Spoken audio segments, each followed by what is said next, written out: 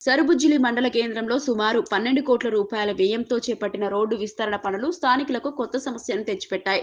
గత 4 నెలలుగా కొనసాగుతున్న ఈ పనుల కారణంగా రోడ్డు మొత్తం దుమ్ము ధూళితో నిండిపోయింది. వాహనాల రాకపోకలు సాగించే సమయంలో రోడ్డు మీద నుంచి భారీగా ధూళి ఎగిరి ప్రయాణికుల కళ్ళల్లో పడుతోంది.